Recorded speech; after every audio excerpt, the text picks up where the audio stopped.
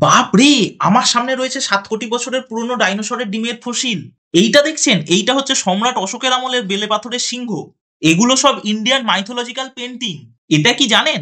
The great Irish ডিয়ারের কঙ্কালের জীবাশ্ম। এইটা যেটা দেখছেন এটা হচ্ছে অ্যাটলাস প্রজাতির কচ্ছপের খোলস। ভাবা যায় এগুলো হচ্ছে সোনার উপর কাজ করা শাড়ি আর পাঞ্জাবি। এগুলো বিভিন্ন সময়ের দেশলাই বাক্স।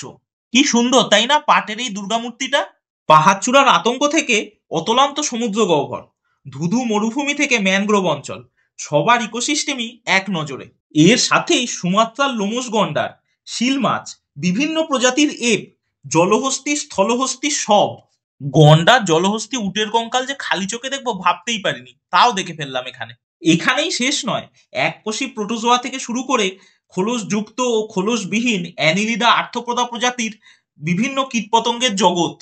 তার সাথেই রয়েছে কুমির, কচ্ছপ, সাপ, বিভিন্ন প্রজাতির মাছ ও দেশ বিদেশের নিরামিষাশী থেকে মাংসাশী সব ধরনের পাখির ট্যাক্সিডার্মি। কি ভাবছেন দেখার জিনিস ফুরিয়ে গেল?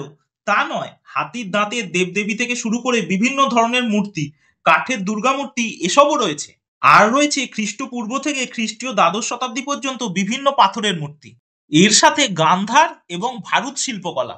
এত সুন্দর তোরণ দেখে লোভ সামলাতে পারলাম না, ছবি সেই তুলেই ফেললাম। সব শেষে দেখা পেলাম এটা সেই সমুদ্রগুপ্তের মুদ্রা। কি ভাবছেন 10 বছর ধরে ঘুরেছি? একদমই না, এই দুধ সাদা দোতলা বাড়িটাতেই রয়েছে সবকিছু। কিভাবে যাবেন, কি কি দেখবেন এবং প্রবেশ মূল্য কত এই বাড়িটির, সবকিছু জানতে অবশ্যই চোখ রাখতে হবে আমাদের ইউটিউব চ্যানেলে। ফুল ভিডিওর লিংক ডেসক্রিপশন বক্সে। Follow for more.